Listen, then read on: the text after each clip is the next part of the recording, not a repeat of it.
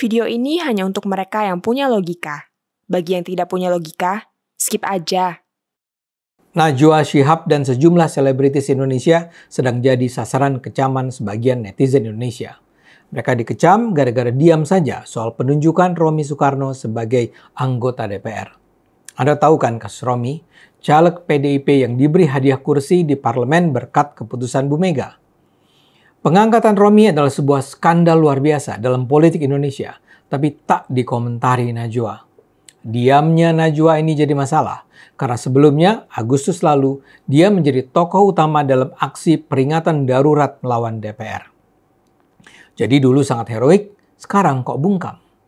Kemarin saya baru saja lihat konten TikTok yang bilang, kemana ya Mbak Najwa Shihab setelah mengeluarkan narasi peringatan daruratnya yang membuat kegaduhan di seluruh penjuru Indonesia? Komentar-komentarnya pun ngeri. Ada yang menulis, doi sibuk coy, cek amplop dan isi rekening. Ada pula yang bilang, kukira netral, ternyata Anies mania. Lantas ada juga, ternyata kritisnya Najwa selama ini ada kepentingannya. Atau yang singkat saja, Najwa anak abah. Supaya Anda nggak bingung, saya refresh dulu memori Anda ya. Agustus lalu, Najwa menyebarkan konten catatan Najwa di medsos dengan judul Peringatan Darurat. Di layar biru terlihat gambar Garuda Pancasila. Najwa memperingatkan masyarakat untuk melawan langkah Presiden dan DPR untuk mengeluarkan undang-undang yang merespons keputusan Mahkamah Konstitusi. Najwa mengatakan masyarakat harus bergerak melawan upaya Presiden dan DPR menantang putusan Mahkamah Konstitusi. Hashtagnya berbunyi kawal keputusan MK. Najwa mengatakan peringatan itu harus disebarkan karena apa yang dilakukan Presiden dan DPR adalah pembangkangan konstitusi. Apa yang disampaikan Najwa itu sebenarnya menurut saya meragukan secara fakta. Upaya melahirkan undang-undang baru itu datangnya dari DPR, bukan dari Presiden. Tapi mungkin Najwa sudah sedemikian curiganya pada Presiden, maka dia pun merasa harus menyebut kata Presiden sebagai pelaku pembangkangan konstitusi. Ya, tapi bagaimanapun aksi dia itu sukses. DPR akhirnya memutuskan untuk tidak mengubah peraturan MK yang memungkinkan partai-partai politik mengajukan calon kepala daerah tanpa harus memperoleh 20% kursi DPR. DPR juga tidak mengubah aturan MK bahwa yang boleh maju dalam pilkada hanyalah calon yang sudah berusia 30 tahun saat ditetapkan sebagai calon. Implikasi praktisnya adalah PDIP bisa memajukan calon kepala daerah sendiri tanpa harus berkoalisi dengan partai lainnya, dan Kaisang tidak bisa maju dalam pilkada. Memang tentu saja bukan hanya Najwa dan kawan-kawannya yang berperan dalam keberhasilan ini. Penolakan juga dilakukan banyak kelompok masyarakat sipil lain. Tapi Najwa patut dicatat karena melalui media dia berhasil membangun pendapat publik secara signifikan. Apalagi yang penyebaran peringatan darurat mendapat dukungan dari puluhan artis lainnya. Ada Ernest Prakasa, ada Panji Pragiwaksono, Joko Anwar, Reza Rahadian, Raditya Dika, Wendy Cagur, Ayu Ting Ting, Afgan, Regen, Abdel, Bintang Emon, Tisa Biani, Feni Rose, Rosa, dan puluhan artis terkemuka lainnya yang memuat poster biru itu di medsos mereka. Panji menulis, rakyat bersatu tak bisa dikalahkan, presidennya gemoy, pemerintahnya goyang. Angga Dwi Masa Songko menulis, don't be on the wrong side of history. Joko Anwar menulis, Pak Jokowi sudahlah Pak. Reza Rahadian bahkan muncul dan berorasi di depan massa peserta aksi unjuk rasa di depan parlemen. Bisa dibilang Najwa sukses menggalang suara sesama figur publik untuk bersama-sama melawan apa yang mereka sebut sebagai ancaman bagi konstitusi. Buat saya terus terang ini tentu harus dipuji. Demokrasi hanya bisa diselamatkan kalau masyarakat sipil bersedia terlibat dalam memperjuangkannya. Saat itu terkesan para artis Indonesia tidak hanya memikirkan rakyat Indonesia sebagai pasar bagi karya-karya mereka, tapi juga sebagai kaum yang harus dibela kepentingannya. Saya sendiri tidak setuju dengan keputusan MK tersebut, tapi apa yang dilakukan Najwa dan artis Indonesia nampak sebagai langkah tulus para selebritis untuk menyelamatkan Indonesia. Tapi kini, Gambaran luhur itu memudar ketika Najwa dan kawan-kawannya memilih diam melihat bagaimana Romi Soekarno menjadi anggota DPR.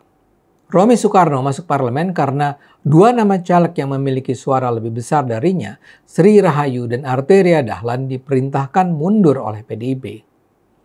Jarak suara mereka sebenarnya jauh. Sri memperoleh lebih dari 100.000 suara, Arteria lebih dari 60.000 suara, sementara Romi memperoleh sedikit di atas 50.000 suara. FYI, Romi ini adalah cucu Soekarno dan keponakan Megawati.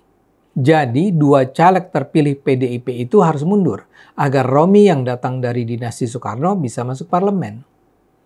Arteria Dahlan yang sudah berulang kali masuk DPR menyatakan kepada publik bahwa dia mundur karena diminta partai dan diminta langsung oleh Romi. Arteria mengatakan dia itu kan menjadi anggota DPR sebelumnya ya karena Bu Mega. Jadi sebagai petugas partai, dia harus mengikuti perintah Bu Mega. Betapapun mengharukannya jawaban Arteria, itu adalah keputusan yang bertentangan dengan demokrasi. Dan masalahnya, Najwa sekarang ternyata diam saja. Begitu juga dengan puluhan artis yang juga sama-sama memasang poster peringatan darurat yang disebar Najwa. Sebagian netizen menyebut mereka hipokrit, munafik, atau bahkan pengkhianat. Menurut saya sendiri, apa yang dilakukan PDIP jauh lebih bermasalah dibandingkan dengan soal perubahan parliamentary threshold untuk memajukan calon gubernur atau soal apakah usia minimal 30 tahun itu adalah saat si calon terdaftar sebagai calon gubernur atau saat dilantik sebagai gubernur. Saya tidak anti Romi Soekarno. Saya bahkan tidak tahu dia sebelum dia terpilih menjadi anggota DPR. Dari apa yang disampaikan media, track recordnya pun bersih. Dia pernah jadi disc jockey terkenal, pengusaha sukses, Crazy Rich Indonesia, dan kemudian beralih menjadi politisi. Tapi dia tidak boleh menjadi anggota DPR dengan cara yang dilakukan PDIP saat ini. Kalau ini dibiarkan, pemilu kita, demokrasi kita berantakan. DPR adalah salah satu pilar utama demokrasi Indonesia. Rakyat diberi kepercayaan untuk memilih siapa yang bisa duduk di DPR. Siapa yang memperoleh suara terbanyak dianggap sebagai yang paling tepat mewakili rakyat di DPR. Kalau setiap saat anggota DPR yang sudah berhasil memperoleh suara terbanyak bisa mundur begitu saja, ya celakalah kita semua. Anggota DPR memang bisa saja mundur bila ada alasan yang bisa masuk akal. Dia bisa diganti calon lain karena dia meninggal, dia sakit keras, mendapat posisi di pemerintah, misalnya sebagai menteri, terkena perkara hukum, atau karena ada alasan pribadi yang tidak terkait dengan partai. Sri dan Arteria tidak punya masalah sehingga harus mundur. Jadi seharusnya mereka tidak bisa mundur begitu saja dan memberikan kursinya di DPR kepada Romi. Kalau ini dibiarkan, partai bisa saja menempatkan orang-orang terkenal, misalnya Najwa sebagai caleg, yang kemudian akan mengundurkan diri begitu terpilih karena misalnya dia dibayar berpuluh miliar rupiah. Ini adalah pengkhianatan demokrasi. Karena itu mengherankan bila Najwa dan kawan-kawannya serta juga para pegiat demokrasi membiarkan ini terjadi. Dalam pandangan saya ada beberapa kemungkinan. Pertama, mereka diam karena memang tidak paham betapa bermasalahnya skandal ini. Jadi dulu mereka itu ikut-ikutan saja atau panjat sosial atau cuma cari sensasi. Kedua, mereka diam karena dulu itu mereka ikut gerakan peringatan darurat karena mereka sebenarnya anti Jokowi dan partai berkuasa. Tujuan utama mereka adalah memungkinkan PDIP mengajukan calon dalam pilkada dan menyingkirkan Kaisang. Karena tujuan sudah tercapai, ya sekarang mereka diam.